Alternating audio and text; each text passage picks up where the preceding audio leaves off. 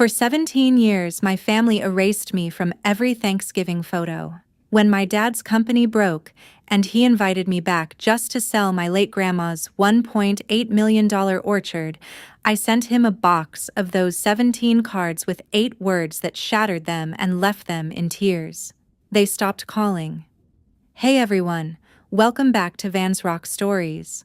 Today's story is about what happens when the people who ignore you for years suddenly decide they want you back. If you've ever felt invisible in your own family, let me know in the comments. And don't forget to subscribe before we get started. My name is Nora Bennett. I'm 35 years old and I run an organic apple orchard in Washington State. Most days are simple.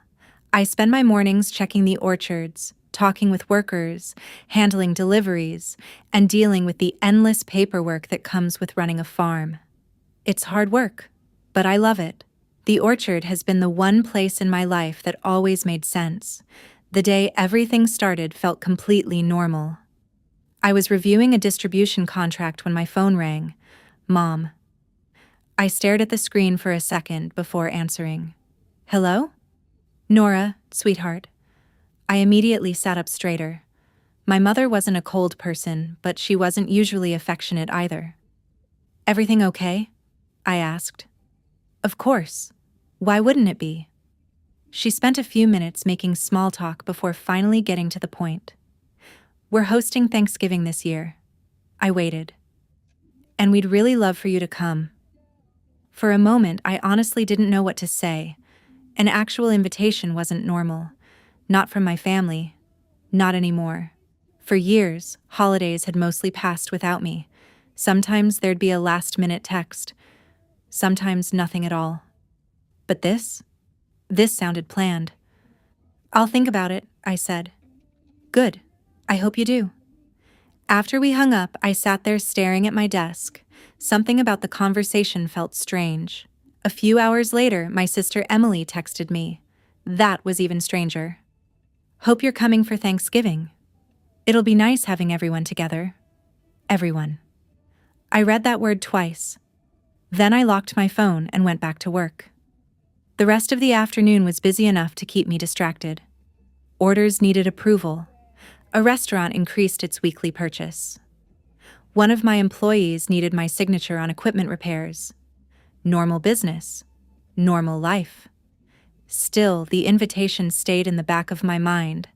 That evening, one of my employees mentioned hearing that I'd been invited home for Thanksgiving. That's good news, he said. Maybe. He laughed. You don't sound excited. I smiled. There's history. He nodded and left it at that. Most people around me knew my family and I weren't close. They just didn't know how far the distance really went. Later that night, I sat at my kitchen table sorting through mail, bills, advertisements, agricultural reports. Then I opened a Thanksgiving card sent by a distant relative. The moment I saw the picture on the front, my stomach tightened. My parents stood in the middle. Emily stood beside them, all smiling, all dressed for the holiday. I opened the card and looked again. The same thing I'd seen every year. 3 people. The Bennett family. Except I wasn't there. I ran my thumb along the edge of the card. 17 years. 17 straight years of family photos. 17 straight years without me. Just a few hours earlier, my mother had talked about bringing everyone together. But as I sat there staring at the newest family card, I couldn't stop thinking about one question. If they suddenly wanted me back so badly, why had they already printed another family photo without me? I left the card sitting on my kitchen table overnight. Not because I wanted to look at it, because I didn't. But every time I picked it up to throw it away, I ended up putting it right back down. The next morning, it was still there beside my coffee mug. 3 smiling faces. My father, my mother, my sister, the Bennett family, at least according to the card. I shook my head and headed to work. Harvest season didn't stop for family drama. One irrigation pump needed repairs. A shipment was running behind schedule, and 2 workers called in sick before lunch. For most of the day, I managed to stay busy. Almost. The problem with old wounds is that they don't stay buried when someone suddenly starts pretending they never happened. While I was reviewing inventory reports, my phone buzzed. Emily. Just checking in. Hope you're doing okay. I stared at the message. A year earlier, she hadn't even responded when I texted her happy birthday. Now she was checking in? I typed back. Thanks. Busy with harvest. A few minutes later, she replied, Dad's excited you might come. That almost made me laugh. My father hadn't seemed excited to see me in years. I put my phone down and went back to work. People usually assume something dramatic happened between me and my family. A huge argument, a betrayal, some explosive fight that changed everything. That wasn't our story. The truth was quieter. I wasn't pushed out all at once.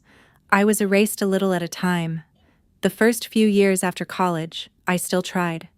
I called. I visited. I showed up for birthdays and holidays.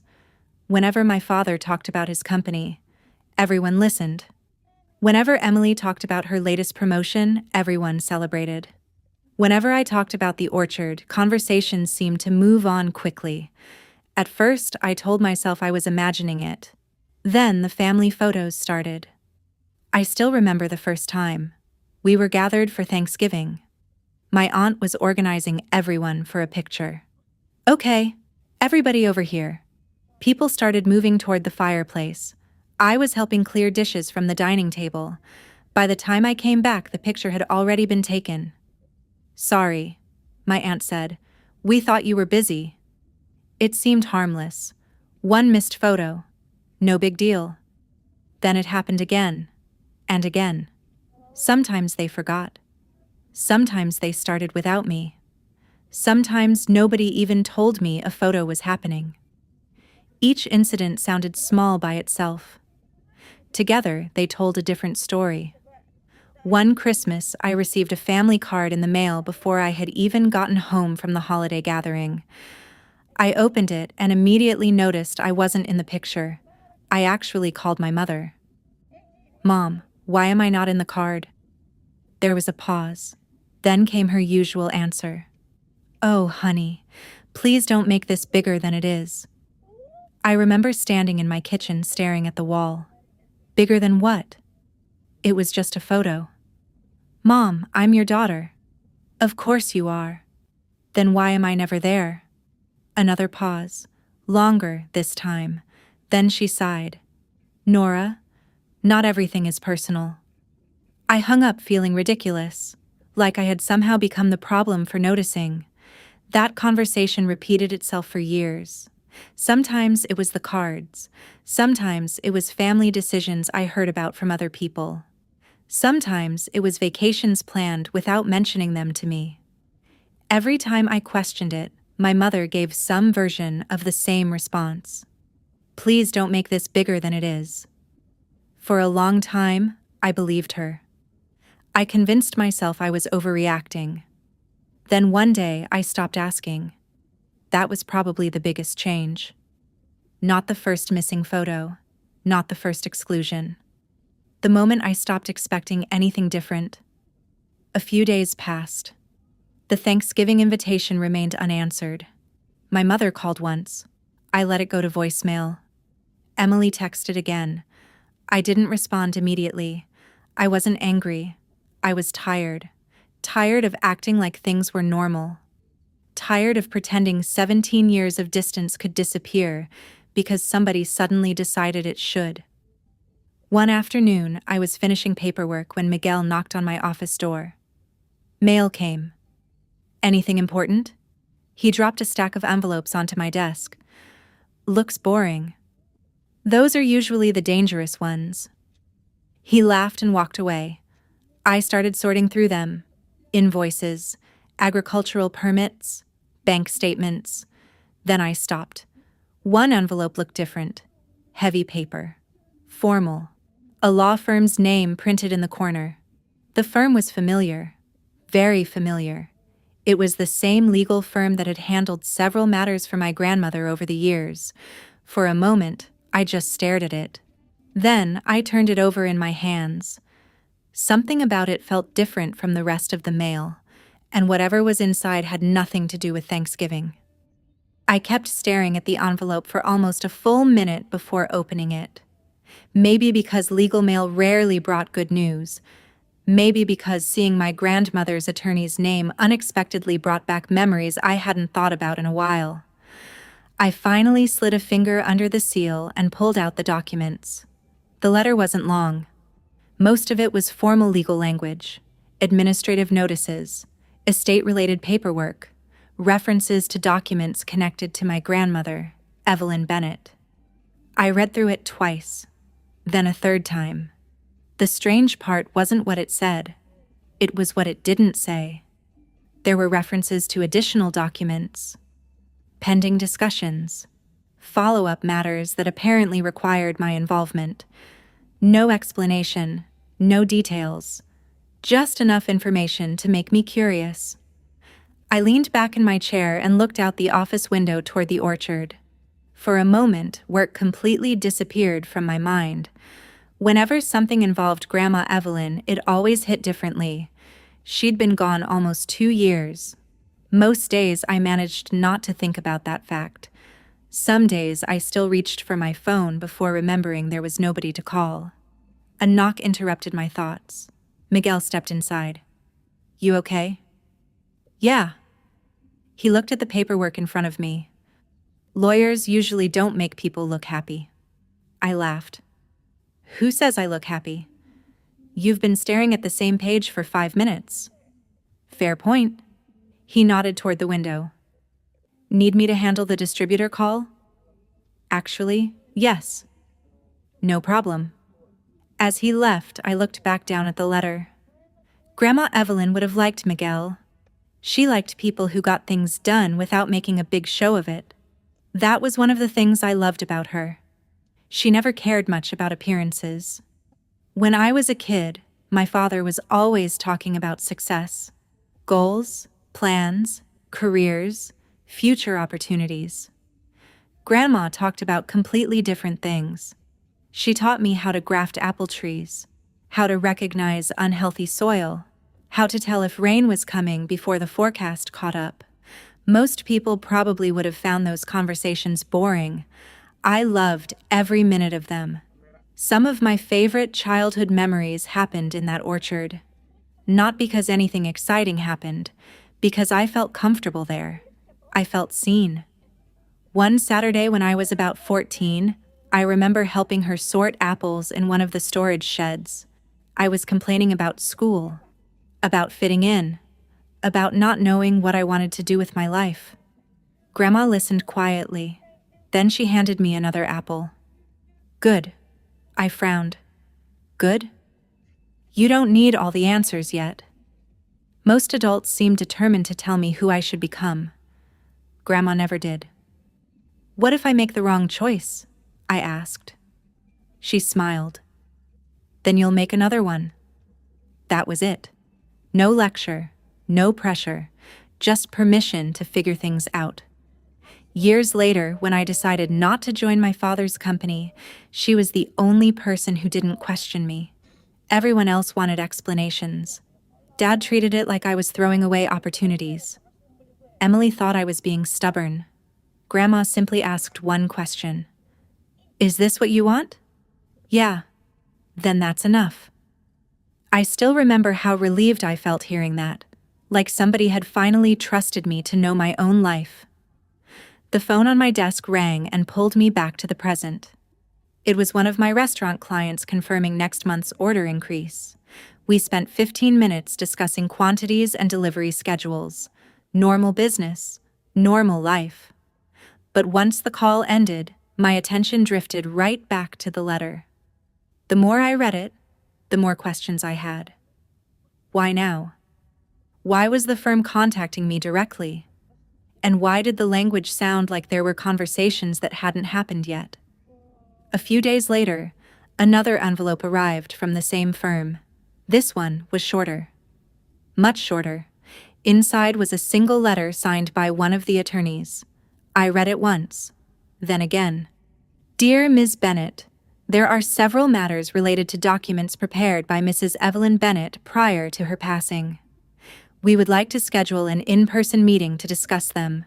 Unfortunately, these matters cannot be fully explained through written correspondence. Please contact our office at your earliest convenience. I read the final sentence one more time. Cannot be fully explained through written correspondence. That wasn't the kind of wording lawyers used unless something important was involved. I picked up my phone and looked at the number listed at the bottom of the page. Then I set the phone back down. A few seconds later, I picked it up again. Because whatever Grandma Evelyn had arranged before she died, somebody at that law firm clearly thought it was time for me to hear about it. The attorney's office was about 40 minutes from my orchard. I almost canceled twice on the drive there. Not because I didn't want answers, because I wasn't sure I wanted more questions. The meeting itself turned out to be much less dramatic than I expected. A woman named Karen Mitchell greeted me in the lobby and led me into a conference room. She looked to be in her late 50s and carried herself with the calm confidence of someone who spent her entire career dealing with complicated family situations. Thank you for coming, Ms. Bennett. Please, call me Nora. She smiled. Then you can call me Karen. That immediately made things feel a little less intimidating, at least until she opened a file with my grandmother's name on it, Evelyn Bennett. Even now, seeing her name in official documents still felt strange. Karen spent several minutes explaining estate paperwork, legal timelines, and administrative procedures. Most of it wasn't particularly surprising. Then she mentioned something that caught my attention. Your grandmother established a trust several years before her passing. I sat up a little straighter. A trust? Yes. She flipped through several pages. Mrs. Bennett made a number of decisions regarding how certain assets would be managed and protected in the future. Protected. The word stuck with me. What kind of assets? Karen smiled politely. That's part of what we'll be discussing. Unfortunately, there are still several documents being finalized. I frowned. So this meeting is basically telling me there's information you can't tell me yet? She actually laughed. When you put it that way, yes. At least she was honest. For the next half hour, she walked me through general information without giving many specifics. The more she explained, the more obvious it became that my grandmother had spent years quietly organizing things before she died. Not months. Years. That surprised me. Grandma Evelyn had always seemed practical, but I'd never imagined she was handling legal matters behind the scenes while teaching me about apple trees and harvest schedules. Before the meeting ended, I asked the question that had been bothering me most. Why didn't she tell me any of this? Karen considered that for a moment. Some people prefer to let their decisions speak for themselves. That sounded exactly like my grandmother. The meeting ended with more questions than answers. As I walked back to my truck, I found myself replaying every conversation I'd had with Evelyn during the last few years of her life. Had she been hinting at something? Had I missed it? The entire drive home felt strangely quiet. Not sad. Just confusing. I spent the next couple of days trying to focus on work. For a while, it actually worked.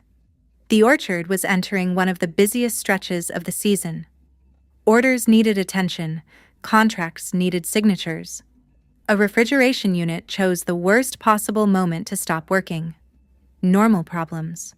The kind I knew how to solve. Then my phone started ringing more often. Dad. I stared at the screen. My father rarely called me unless there was a specific reason. I answered. Hi, Dad. Nora. His voice sounded unusually friendly. How's business? I nearly laughed. My father hadn't asked about my business in years. Good. That's good. An awkward silence followed. Then he started talking about Thanksgiving. Again. When the call ended, I sat there staring at my phone. Something felt different. 2 days later, Mom called. Not about Thanksgiving this time. She wanted to have lunch. Just the two of us. That hadn't happened in years. "Are you sure you're calling the right daughter?" I joked. She laughed. "Nora." "What?" "I miss talking to you." The comment caught me off guard. Not because it was emotional, because it was unexpected. Before I had time to process that conversation, Emily texted, then texted again the following day. Random things. Photos of her dog, questions about the orchard, a funny story from work. None of it felt important by itself. Together, though, it felt strange. For nearly 2 decades, I had been the person nobody remembered to include. Now everyone suddenly wanted my attention. I tried convincing myself I was imagining things. Maybe they were genuinely trying to reconnect. Maybe Thanksgiving had people feeling sentimental. Maybe I was being unfair. A week later, another email arrived from Karen. Attached were additional trust documents. My pulse quickened as I opened the message. This was the first time I'd received anything beyond vague explanations and legal summaries. I downloaded the file, opened the first page, and immediately realized the answers I'd been waiting for were finally somewhere inside those documents. All I had to do was keep reading. I sat at my desk staring at the document for so long that my coffee went cold. Then I read it again, and again. Because surely I had misunderstood something. People don't accidentally become the primary beneficiary of a trust. There had to be a mistake. But every page said the same thing. The orchard, the land, the operational assets connected to it. Everything was protected through a trust established by my grandmother years before her death. And I was the designated beneficiary, not co-beneficiary, not one of several heirs. Me. Just me. I leaned back in my chair and rubbed my forehead. The office was quiet except for the hum of the air conditioner. Outside, workers were finishing the day's harvest. Inside, I felt completely disconnected from everything. My phone rang. Karen. I answered immediately. "Please tell me I'm reading this wrong." She laughed softly. "No, you're reading it correctly." I looked back down at the documents. "Why?" There was a brief pause. "I can't speak for your grandmother's personal motivations," she said carefully. "But I can tell you that these instructions came directly from her." "She never told me?" "Many clients don't." That sounded exactly like Grandma Evelyn. She'd never been the type to make dramatic announcements. If she believed something was right, she quietly handled it and moved on. Still, I struggled to process it. I never asked her for anything. I know. The answer came so quickly that it caught my attention. "You know?" Karen hesitated. "Your grandmother made that very clear." For some reason, that hit harder than everything else. Not because of the land, because Grandma had apparently anticipated the exact concern I was having. Even now, she was somehow answering questions I hadn't gotten the chance to ask. When the call ended, I just sat there for a while. The orchard suddenly looked different. Not physically, emotionally. For years, I'd treated it as Grandma's legacy. Something I was lucky enough to continue managing. Now I was learning she had spent years making sure it would remain protected. Protected from what? I wasn't entirely sure. At least not yet. A few days passed. Life didn't magically stop because of legal paperwork. The orchard still needed attention. A distributor wanted adjustments to a supply contract. One of the storage units needed repairs. Miguel somehow managed to lose his truck keys for half a day. Normal life kept moving. But every spare moment, my mind drifted back to the trust. The more I thought about it, the more certain interactions started feeling different. Dad calling out of nowhere, Mom wanting lunch, Emily suddenly texting me every few days. At first, I told myself I was being paranoid. Families reconnect sometimes.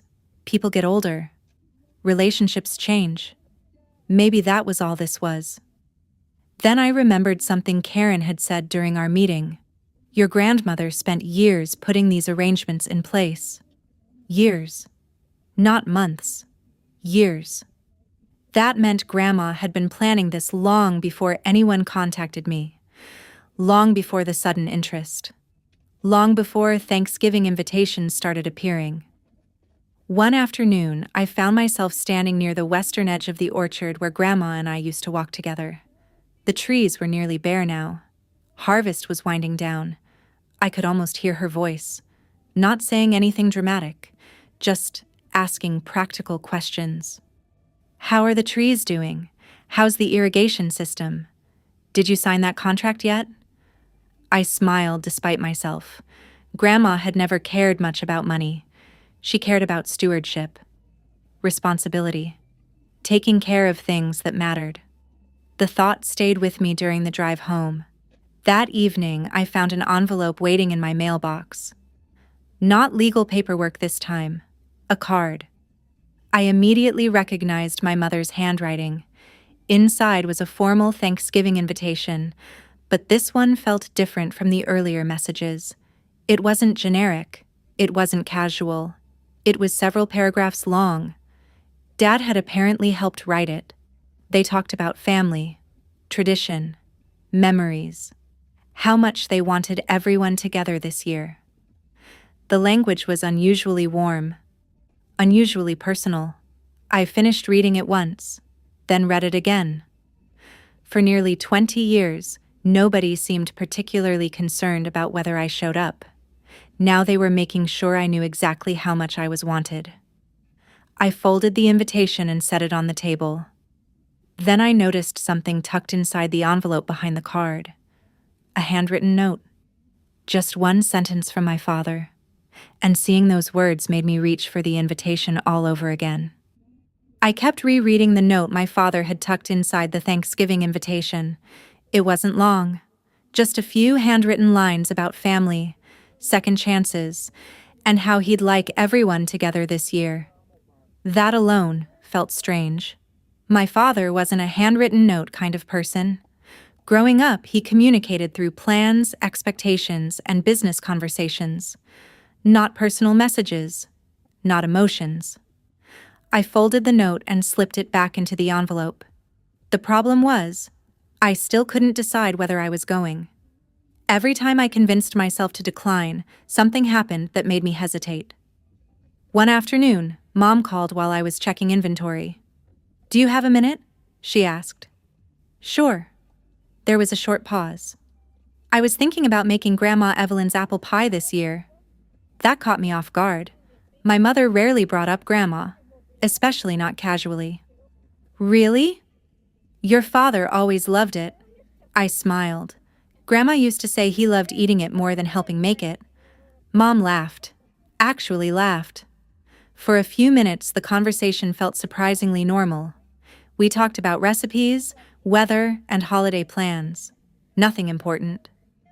But when the call ended, I realized I couldn't remember the last time we'd spoken without tension hanging over every sentence. A few days later, Emily texted, "Want to grab coffee?" I almost said no. Instead, I agreed. The coffee shop sat halfway between town and the orchard. Emily arrived a few minutes late. Some things never changed. She sat across from me holding a giant latte. For a moment, neither of us seemed sure how to begin. Finally, she sighed. "This is awkward." I laughed. "A little." "Good. At least it's not just me." That broke the tension. We talked about work, her dog, and random things happening around town. Then she got quiet. "I know we haven't really talked much these past few years." I waited. She stirred her coffee. I kept telling myself life was busy. Her eyes dropped to the table. "Honestly, that's not the whole reason." I didn't say anything. "I'm sorry we lost touch, Nora." There it was. Not some dramatic apology, just a simple acknowledgement. Still, it was more than I'd gotten in years. I looked at her. I missed having a sister. For a second, she looked genuinely sad. "Yeah," she said softly. Neither of us pushed the conversation further, but something had shifted. Not fixed, just shifted. Driving back to the orchard, I found myself wondering if maybe people really could change. Maybe enough time had passed. Maybe everyone was finally trying. The thought stayed with me longer than I wanted to admit. Even Miguel noticed. "You seem less grumpy this week." I wasn't grumpy. "You absolutely were." I laughed. "Maybe I'm just tired. Or maybe your family finally figured out you're the interesting one. Let's not spread that rumor." He grinned and walked away. For a few days, life felt strangely balanced. Work was steady. The Thanksgiving invitation remained unanswered. And for the first time in years, my family actually seemed interested in having me around. Then something happened that changed the way I looked at all of it. I ran into Tom Reynolds at a produce supplier's office. Tom had known my family forever. We talked about harvest yields and local business for a few minutes before he casually mentioned my father. "Sounds like he's got enough on his plate these days?" I frowned. "What do you mean?" Tom immediately looked uncomfortable, the kind of expression people make when they realize they've said too much. "I thought you knew." "Knew what?"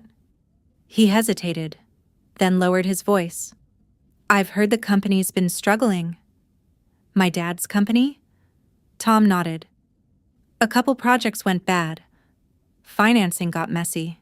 He quickly added, "I don't know all the details. But you've heard things. People talk." The conversation moved on, but my attention never really came back. Because suddenly the calls didn't feel random. Neither did the lunch invitation, or Emily's apology, or the handwritten note. Driving back toward the orchard, I kept replaying everything that had happened over the past few weeks. And for the first time, I found myself asking a question I hadn't considered before. Why had everyone suddenly decided it was so important to have me back in the family?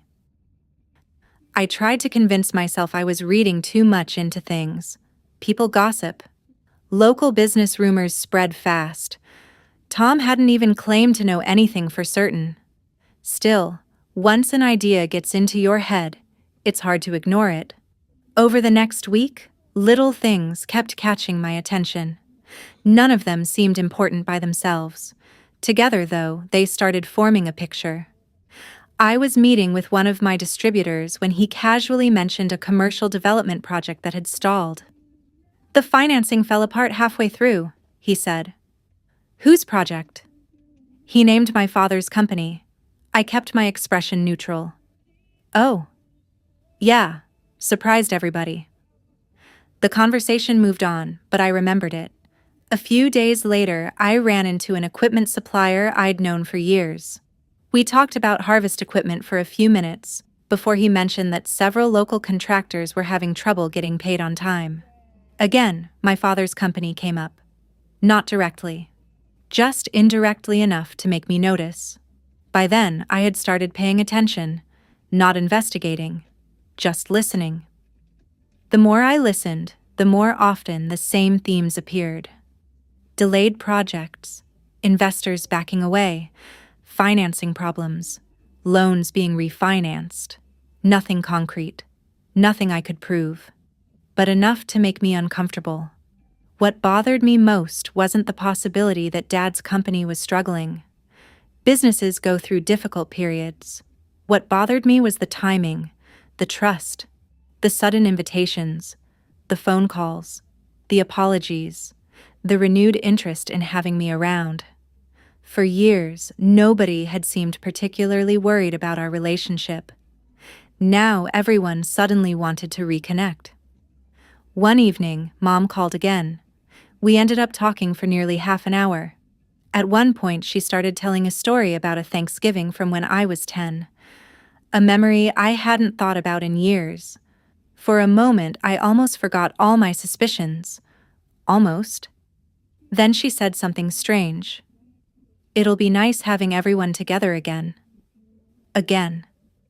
The word stuck with me. As if we'd all simply drifted apart naturally. As if 17 years of distance had just happened on its own. I didn't challenge her. I just let it pass. A few days later, Emily sent me a photo she'd found while cleaning out old boxes. It showed me and Grandma Evelyn standing in the orchard when I was a teenager. Both of us were covered in dirt. Both of us looked happy.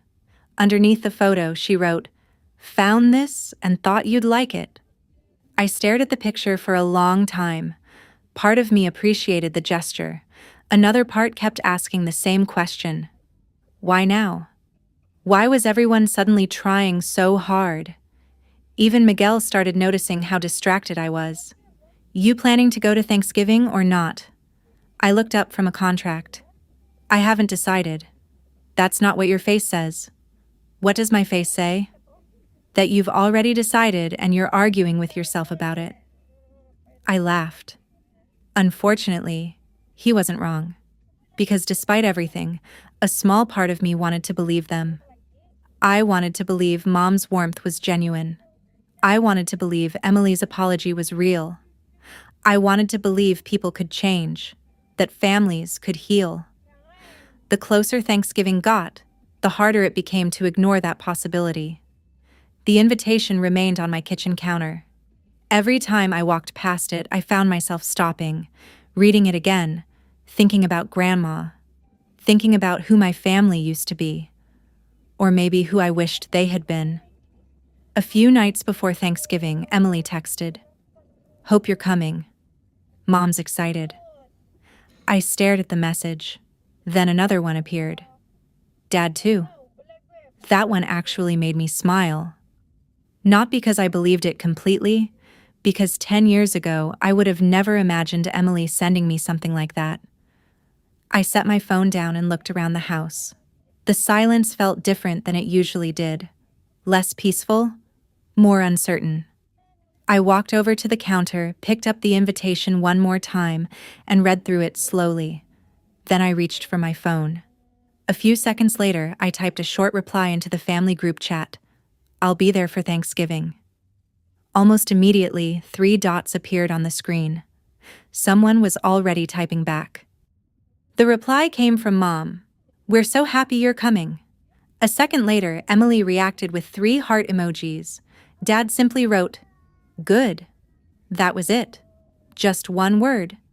Oddly enough, that sounded more like him than anything else he'd said in weeks. Thanksgiving arrived faster than I expected.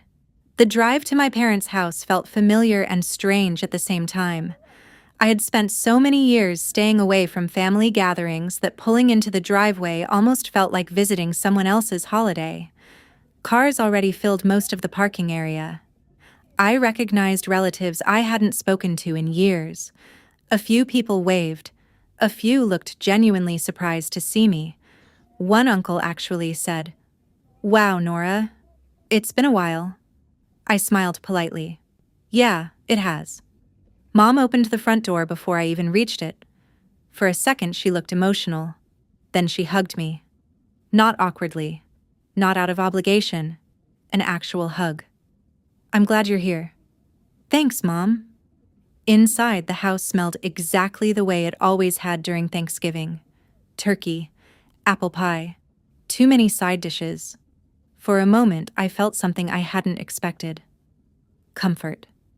Not because everything was fixed, because some memories don't disappear completely. Emily greeted me in the kitchen. A cousin started telling an embarrassing story from when we were kids. Someone laughed. Then someone else added details that made the story worse. Within minutes, 3 different people were talking over each other, the kind of chaos that happens naturally in big families.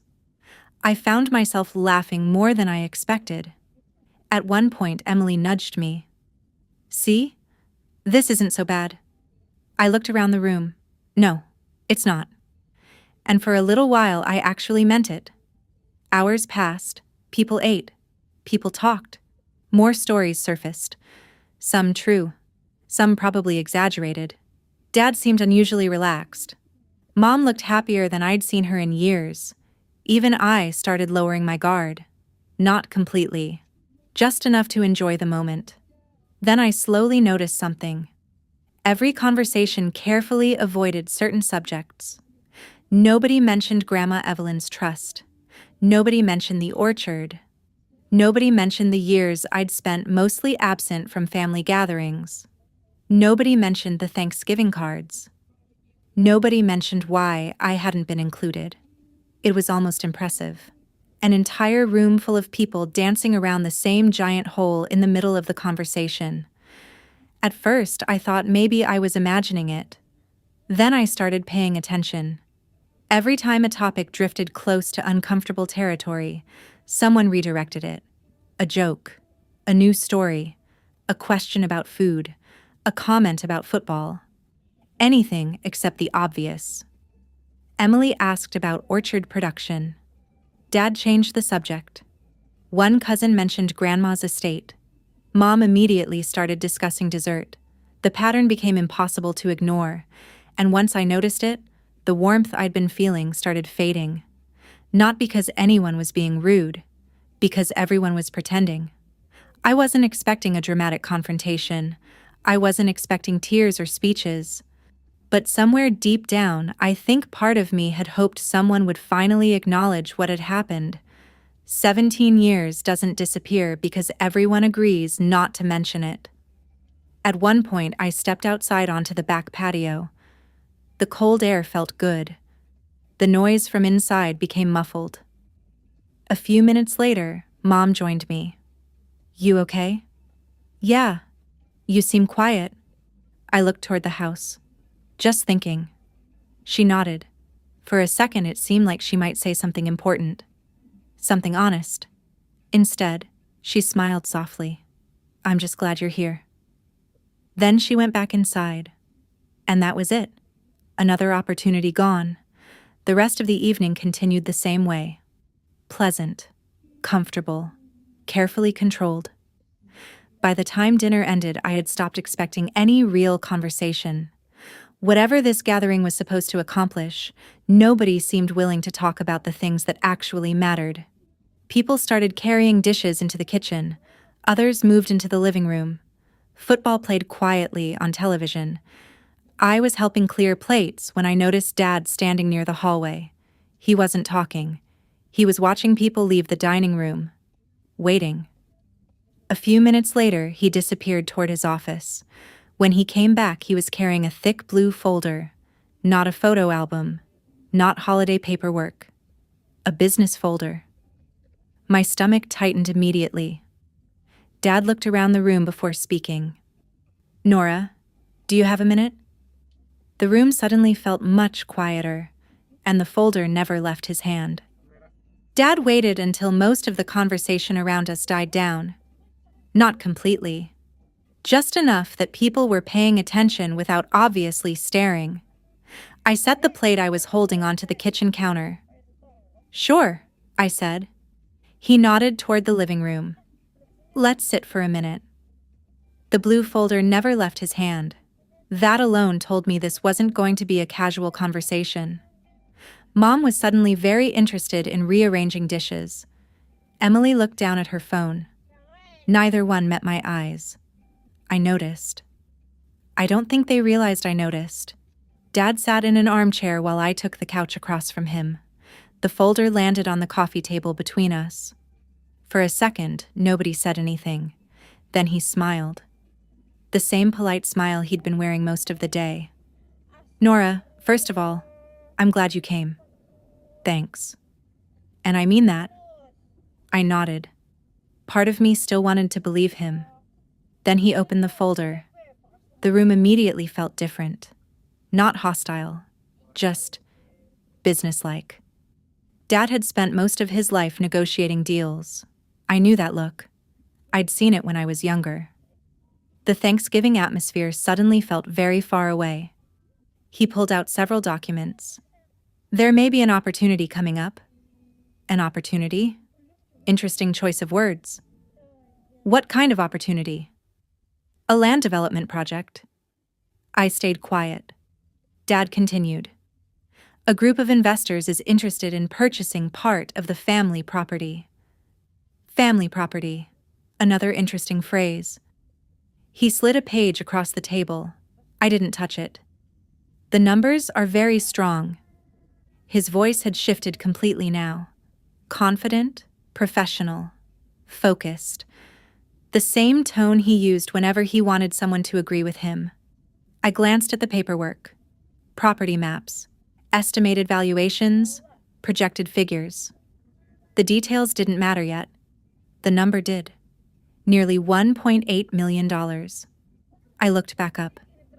Dad was watching my reaction carefully. That's a significant amount of money. It is. The project would benefit everyone. Everyone. That word landed differently than he probably intended. For years, everyone hadn't included me. Now suddenly, it did. Emily shifted uncomfortably in her seat.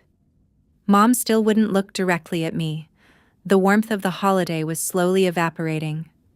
Not because anyone was yelling. Because everyone suddenly seemed to know exactly why I had been invited. Dad leaned forward. The investors are ready to move quickly. I didn't answer. The timing is important. Still nothing. Then he tapped one of the documents. We would need your cooperation. There it was. Not family, not reconciliation, not second chances. Cooperation. I almost laughed. Instead, I asked a question. Why do you need me? For the first time all evening, Dad hesitated. Only briefly, but I saw it. The hesitation lasted maybe 1 second. Then he recovered. It's family property. That doesn't answer the question. The room grew noticeably quieter.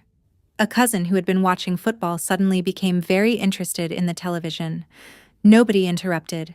Nobody left. They all knew something important was happening. Dad cleared his throat. The legal structure is somewhat complicated. Complicated how? Another pause. Longer this time. I looked at Mom, then Emily. Neither one spoke.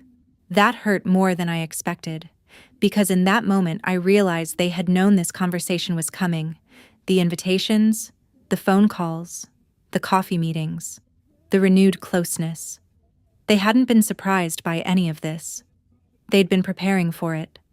A heaviness settled in my chest. Not shock. Confirmation. Dad finally pushed the paperwork closer. If the sale goes through, everybody benefits. The word, everybody, again. I stared at the folder, then at him, then back at the folder. The pieces I'd been collecting for weeks suddenly fit together far too neatly. The struggling company, the delayed projects, the investor interest, the sudden family reunion. All of it.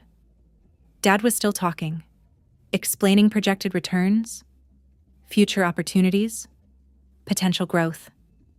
I barely heard any of it, because one question kept repeating in my head.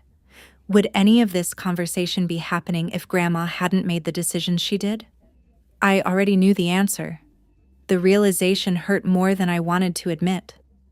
Not because of the money, because for a few hours today, I had allowed myself to hope. I had almost believed we were finally having a real Thanksgiving. Dad finished speaking and waited. The room felt completely still. Everyone was looking at me now. Waiting. Expecting. I folded my hands together and met his eyes. Then I spoke calmly. Dad. I glanced at the documents one last time. You should know something. His expression tightened slightly. I held his gaze. I already know what's in Grandma Evelyn's trust. The room went silent. Not the awkward kind of silence where people look away for a second. The kind where everyone suddenly realizes the conversation isn't going the way they expected.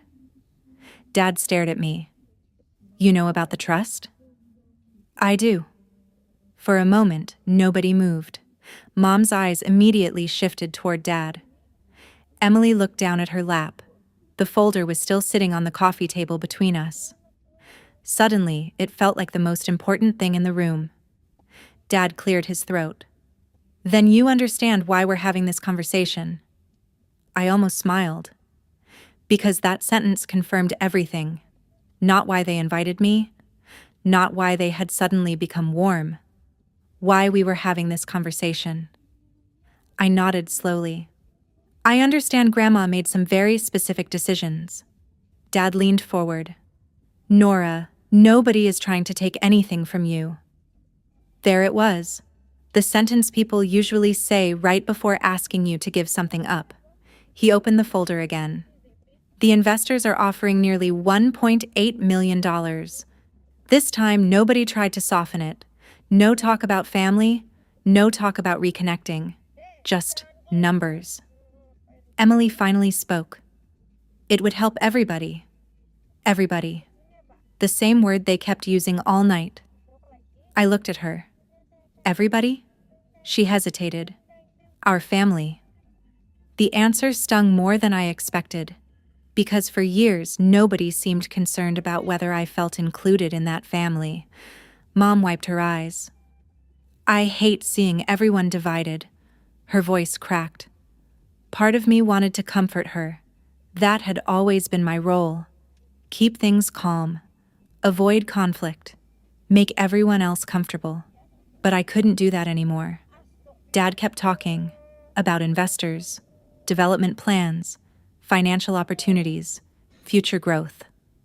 I listened, but the more he spoke, the clearer everything became. The phone calls, the lunch invitations, Emily suddenly wanting to reconnect, Mom acting warmer than she had in years. None of it had started before the trust. All of it had started afterward. That realization hurt, not because of the money, because for a few weeks, I had actually allowed myself to hope. I thought maybe losing Grandma had reminded everyone what mattered. Maybe people had changed. Maybe enough time had passed. Maybe we could start over.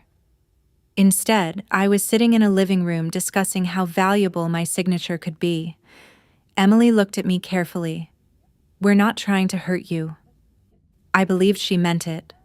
That was the strange part. Nobody looked cruel. Nobody looked proud of what was happening. They all seemed convinced they were being reasonable. Dad believed he was saving the family business. Mom wanted peace. Emily wanted everyone working together. But none of those explanations answered the question that had followed me for most of my adult life. I looked around the room, at my father, my mother, my sister, people I had spent years trying to earn approval from, people whose opinions had shaped so many of my choices. Then I thought about every Thanksgiving card, every family photo, every holiday where I wasn't included, every decision made without me. For years, I kept asking myself what I had done wrong. Standing in that room, I finally stopped asking, because I knew the answer. Nothing. I folded my hands and looked directly at Dad. If this land was always so important to the family, nobody interrupted, nobody even moved. I took a breath. Then why was I never part of this family when it mattered? Silence. Complete silence. Dad opened his mouth. Nothing came out. Mom started crying quietly. Emily stared at the floor. And somehow that silence said more than anything they could have told me. For 17 years they had reasons for everything, yet nobody had an answer for that. A strange sense of relief settled over me, not happiness, not victory. Relief, because I wasn't chasing their approval anymore. I stood up. The conversation was over. Nobody asked me to sign anything.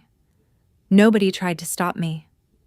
A few weeks later, while sorting through some of Grandma Evelyn's old belongings, I opened a small wooden box I hadn't touched in years.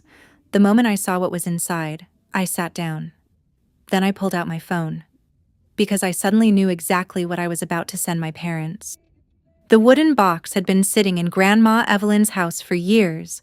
I'd seen it plenty of times. I just never opened it. When I finally lifted the lid, I found exactly what she had spent years quietly saving. Thanksgiving cards, 17 of them. I pulled them out one by one. Different years, different family photos, different holiday messages. But every card had the same 3 people. Dad, Mom, Emily. I wasn't in a single one. For a long time, I just sat there at the kitchen table looking at them. Not angry, not even surprised, just tired. Grandma had kept every card. I don't think she did it out of resentment. I think she wanted someone to remember the truth. That I hadn't imagined being pushed aside. That it had actually happened. A few days later, I made copies of all 17 cards. I packed them into a box. On top, I placed a note. 8 words. I didn't remove myself from these photos. Then I mailed it. No explanation, no argument, no speech. The cards could speak for themselves. Life kept moving. The orchard still needed attention. Orders still had to be filled. Employees still showed up every morning expecting answers. The trees didn't care about family drama. A week later, Dad started calling. At first, I listened to the voicemails. Then I stopped. Some sounded frustrated. Others sounded defensive. A few sounded genuinely sad, but I never called back. There wasn't anything left to debate. Emily never contacted me at all. No text, no email, nothing. Maybe she was angry. Maybe she was embarrassed. I honestly don't know. The surprise came from Mom. A month after Christmas, she sent me a long email, longer than anything she'd ever written to me. I read it several times. For once, she wasn't telling me to move on. She wasn't asking me to keep the peace. Instead, she admitted she had seen what was happening over the years. She admitted she should have spoken up. And she admitted that staying quiet had been easier than confronting Dad. One sentence stayed with me. I thought I was protecting the family. I didn't realize I was helping push you out of it. I stared at those words for a while. Then I closed the email. I didn't respond. Not because I hated her. I just wasn't ready. Some apologies come long after the damage is done. A year passed. The orchard had one of its best seasons. We expanded distribution, added new customers, and hired more help. For the first time, I wasn't just maintaining what Grandma built. I was building something of my own. As Thanksgiving approached again, I was working with a designer on holiday cards for customers and business partners. She asked what photo I wanted on the front. I started scrolling through pictures. Then I stopped. It was a simple photo of me standing in the orchard during harvest season. Next to it, I added an old picture of Grandma Evelyn holding a basket of apples. The designer smiled. That one feels right. I smiled too. It does. A few weeks later, the cards arrived. I held one in my hands and laughed softly. Not because everything was fixed. It wasn't. Dad and I barely spoke. Emily remained distant. Mom and I exchanged occasional messages, but things were still careful and awkward. Real life doesn't wrap itself up neatly. Some relationships heal, some don't. Most simply become something different. Looking at that card, I realized I hadn't thought about those old family photos in a long time. For years, I kept wondering why I wasn't included in someone else's picture. What Grandma left me wasn't really an orchard. It wasn't land. It wasn't money. It was the understanding that my worth didn't depend on whether someone chose to include me. The card showed me, Grandma, and the orchard. That was enough. For the first time, I wasn't trying to find a place in a frame that never had room for me. I had my own. And honestly, that felt a lot better. If this story connected with you, I'd love to hear your thoughts in the comments. Have you ever stopped chasing someone's approval and chosen your own peace instead? If you enjoyed this story, don't forget to subscribe for more family drama stories. Thanks for listening, and I'll see you in the next one.